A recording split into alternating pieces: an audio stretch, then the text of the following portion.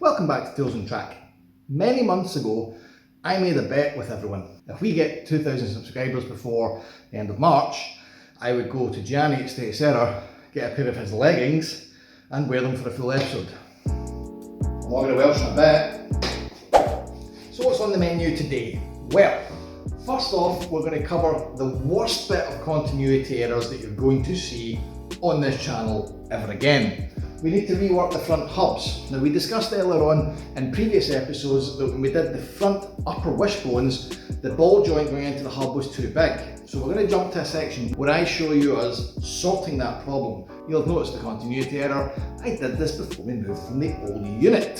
So in a moment, I'll explain what the whole process with that was, and then we're going to flatten these hubs down and make them look less old rusty MX5. Following that, we're going to cap the chassis ends. What do I mean by that? Well, any part of this chassis where we have welded that has an open tube section exposed to atmosphere, that's a rust trap. So we're going to go in, we're going to cap all these off, and I'm going to show you the best process I can possibly find for doing this. It might not be the right process, but it'll work for us. After that, well, we'll have the chassis upside down, so it's probably a good, prudent opportunity to start etch priming things. I've noticed that since we moved the chassis into the new unit, it's starting to rust. Probably because we had a wee session with it exposed to atmosphere attached to the top of Alan's car. So I'm going to flatten that down and start the process of sealing this chassis up. Now, we're by no means done with it, but at least as it's upside down, we can actually get a bit of a coating on it. Following that, we're going to look at the rear suspension mounts. Yes, we're going to cover that in this episode too. Why?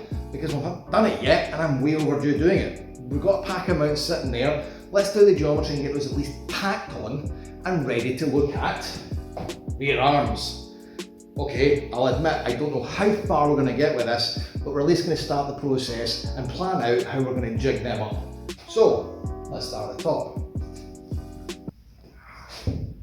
This is the aforementioned tie rod, and it's nowhere near close enough to fit. So, we need to do some work, and unfortunately, you can't just drill this thing out to something close to that and bolt it up. It's got to be done right. So we need to drill this out and maintain the taper. And for that, you need a tapered reamer. So I bought one. Right, a taper reamer. What is it? And why do we need it? As you can see, it looks a lot like a drill bit. The only difference is it doesn't have a guide flute at the start to start a hole, because you can't start a hole with the reamer. All you can do is widen it.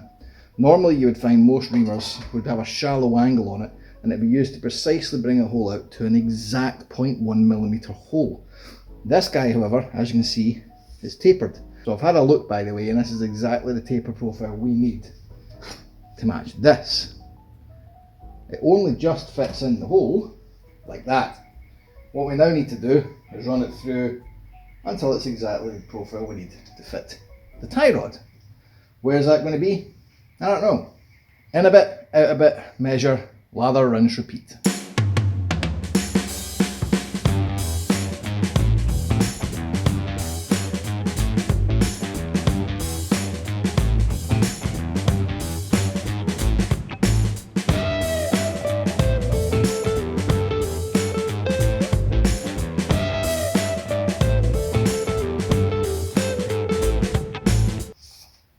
Mint. So that leaves us with this one freshly reamed hub, which is absolutely barking. So next on the list, we're going to have to take this apart and clean it up. First up, we're going to have to lose the ABS sensor. Why? Because you don't deserve one. Because we're not going to use it. There's no point in keeping hold of the cable if we know we ain't getting ABS in the car. So that's going to go. Then we're going to split these apart and take the rotating assembly off of the fixed assembly, and then we'll have a look at the bearings. Once that's all in bits, then we can clean it up. ABS sensors are a lot of fun on any car. Because they sit exposed to the atmosphere, 9 times out of 10 they're always so corroded we don't want to remove. If this was something I'd be looking to keep, I'd be half tempted just to not bother taking this out at all. However, if it's going to go, it's just in the way, and it's excess weight. Don't forget, we're trying to make something lightweight here. Goodbye. And apologies to anyone who thought we were getting that as a freebie, because you know. Wheel bearings on the front hubs of cars that are rear-wheel drive are simplicity in their finest form. What you'll have behind this disc guard is a great big nut, and all that does is hold on a bearing. That's it, that's as well as it gets. So we're going to drive off this little locking tab here and just undo the nut. Should do it. Right, what size of ridiculous oversized nut is this? Let's get the big boys out. I'm going to guess 27. 127. Ah, you son of a 32.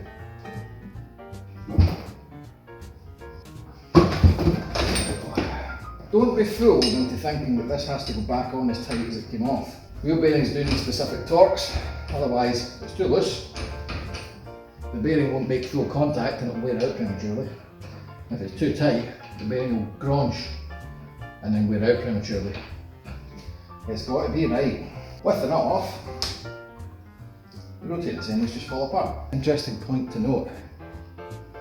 With this off I can smell burning, which leads me to suggest this might be getting replaced. Now I've had a look and I think you can get this entire assembly as one fixed unit. Now bearing in mind that this MX-5 is of indeterminate age and I don't know the life it's led, I want to have a new car at the end of this. This might be worth getting a new unit on. So what we're going to do here is flatten everything down, paint it, and then we can actually start assembling on the car. I'm going to stick this nut back on, just to keep the thread safe more than anything else. If we're going to be doing heavy rework stuff in this, there's no point in potentially damaging the thread, that has to be good.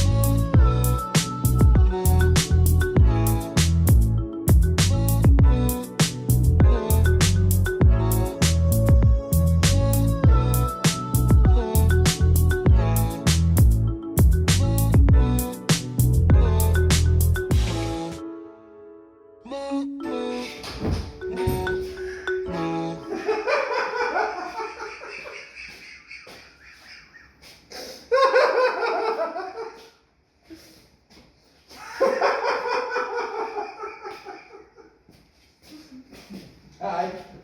Darling. Cute. I think it really brings out the colour of my eyes.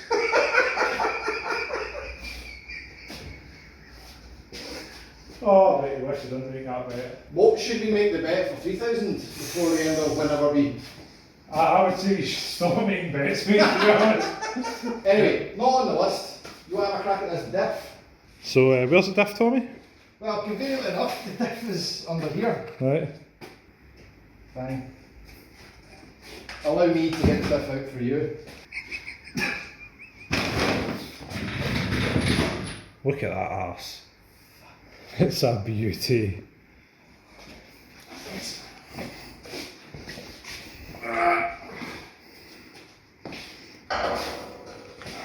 Oh man, your bush is fucked, it's hanging. If you can change out these bushes, eyes are up here.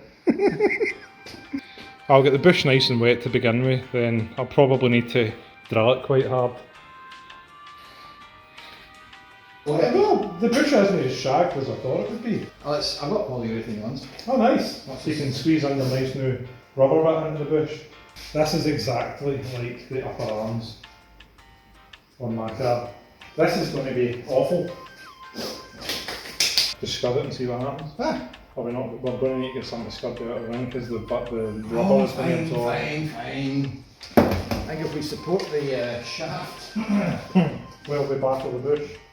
Sorry, I farted. It's silent in the presence of a beautiful lady as well. Great.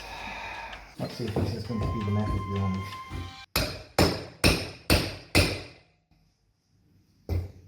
Wow. Oh, f***ing hell. That's the first we don't succeed. Kill it with fire.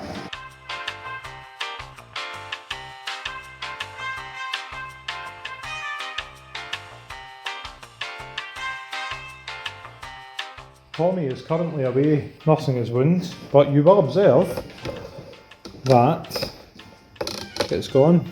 Well, there we go. Split the two down the original fault lines and into parts.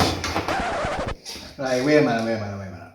We're going to put a pin in this rear diff for a number of reasons. One, yes, that bush might be giving us a bit of a headache, but two, it's not on the list.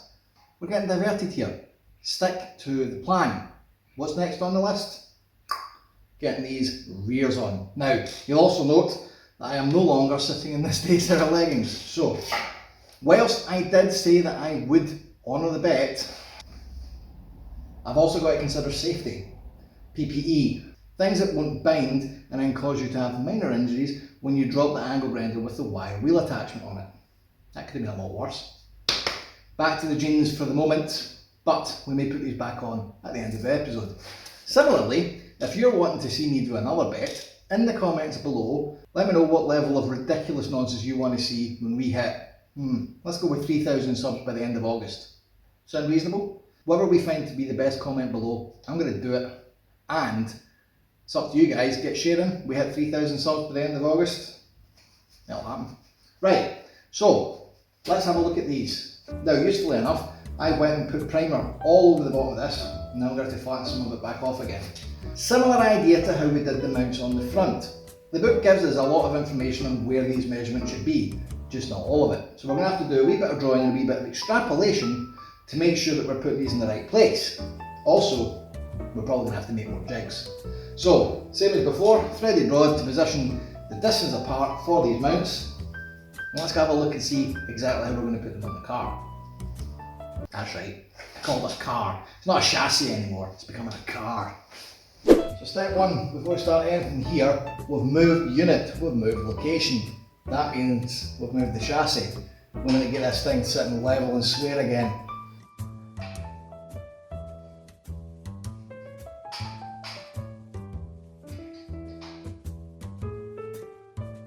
Step two, surface prep. Now, looking at the big Bible of bollocks, we're going to start with the top, which, considering the car is upside down, means the bottom. And the first location for any of them to go is here, right where I have a big line of weld. So, I need to flatten this back, and then get the G-clamps out.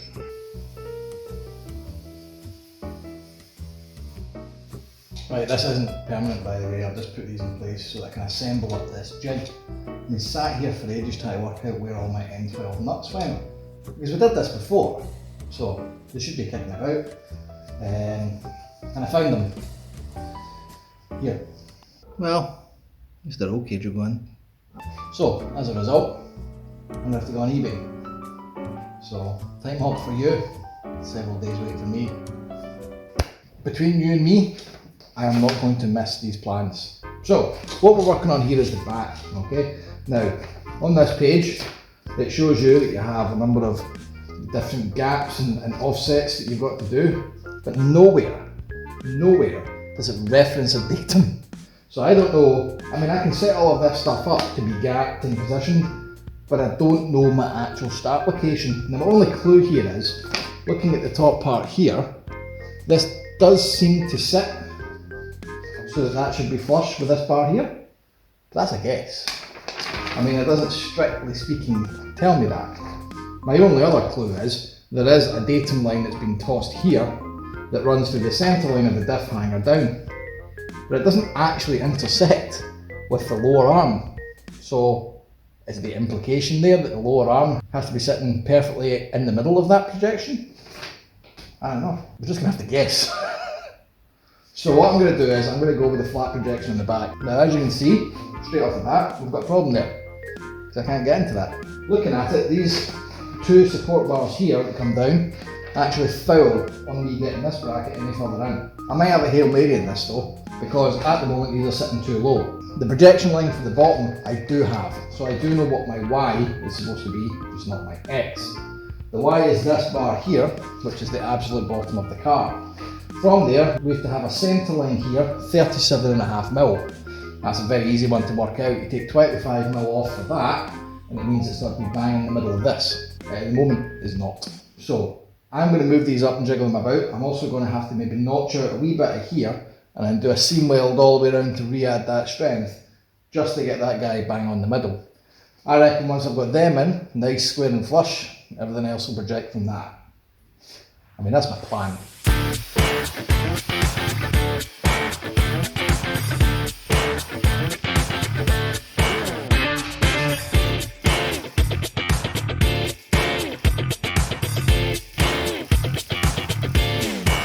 Total width, 368mm.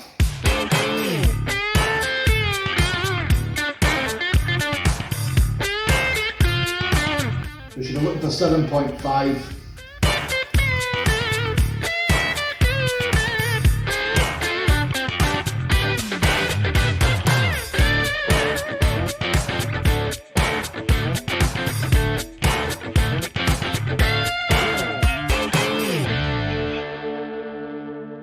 Right, our costume change. This time I'm in shorts. You look significantly more presentable. Do I? Because the legs are out. You haven't got a budgie smuggler on the go, which is definitely a step in the right direction. Says you. So that's our top mounts on. Now we're going to go on to the stage of putting on the bottom mounts, and you'll see I've made another jig. You can see it's also tremendously advanced, just like most of my jigs haven't been. So this, you'll see we've got the threaded rod through this guy, and then I've made a drill hole through a length of 3/4 steel, which will locate that. This has to be stood off from here by 73mm. So I've measured out 73mm there from there, and projected that. As long as we've got this lined up and positioned on this bar straight, that will give us our X datum. Then from there to there, we just measure the distance, match that, profit.